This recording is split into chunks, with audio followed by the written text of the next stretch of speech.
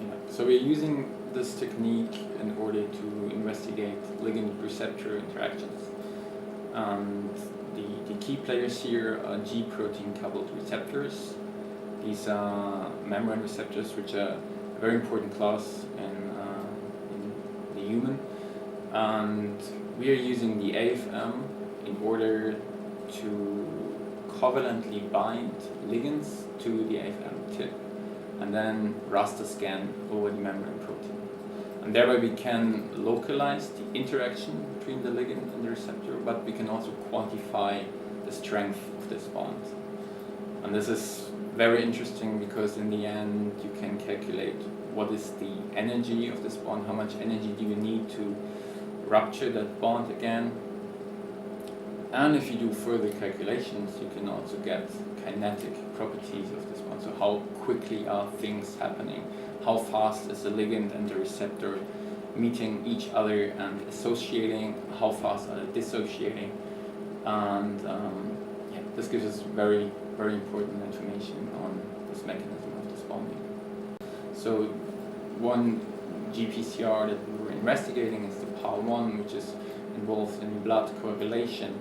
So it's a self-activating mechanism of this protein, which means that an enzyme is chopping off the terminus of this protein, which is then activating itself, and this then leads to a signaling cascade, which is important for the coagulation of the blood. We'll just add some buffer into the cantilever holder.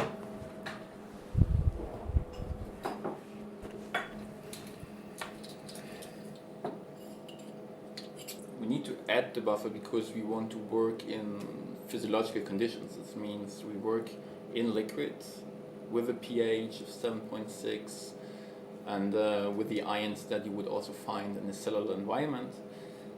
And the setup we're using is that we have a very flat surface. It's a mica surface, an aluminum silicate, which is atomically flat. On top of that surface, we adsorb a lipid bilayer, which has the purified reconstituted proteins in it. And in the end, we have a planar surface. Over that, we can raster scan with a functionalized AFM tip.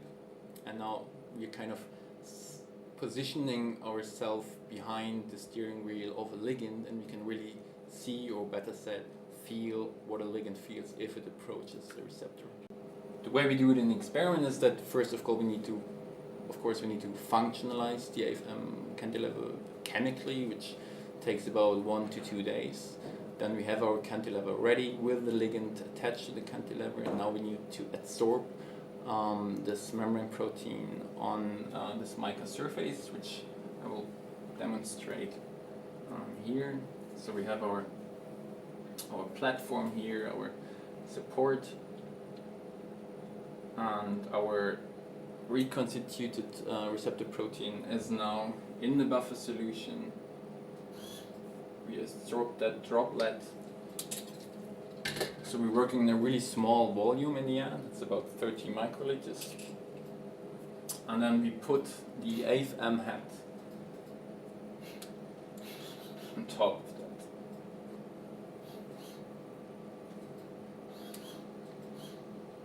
that. First of all, you need to make sure that the chemistry is working, that your AFM cantilever can be functionalized with ligands.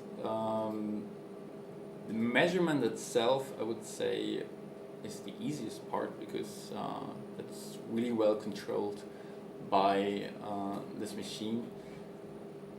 Where you need to take great care then in the end is to analyze the data and to investigate or interpret specific interactions between a ligand and a receptor and differentiate that between unspecific interactions. So you need control experiments, you need to have a feeling for the interaction time that you need to have a feeling for the speed that you apply, where the cantilever is pulling the ligand apart from the receptor. So I would say that the beginning and the end are the most important and most difficult parts, the functionalization and the data analysis. As soon as we figured out that we have a long enough contact time to measure that interaction, and as soon as we figured out that our controls, which would work with very strong inhibitors, which are blocking these binding pockets showed us no interaction at all. We were very positive that the system, the setup was working, and we were not surprised. We were just happy, I would say. These are two recordings that we did in that time, where you see the lipid bilayer, which you can see here in a little bit brighter color, which is lying on a very flat surface, which is this part here. That's the mica surface. And within this lipid bilayer, you would recognize these tiny dots, which have a diameter of about 10 nanometers, and these tiny dots are now these GPCRs, which are reconstituted in the lipid bilayer. And if you zoom into these GPCRs, you can see there are different sizes. This is due to different oligomerization of these proteins. And this is then our platform for performing our measurements. So now we approach this surface with a functionalized cantilever. We're scanning it line by line, and for each pixel there's at least one up and down movement of the cantilever and the receptor protein. And if our ligand is interacting with the receptor, you would see an adhesive force between the ligand and the receptor, which is then bending down the cantilever. And this is what we monitor with our photodiode system.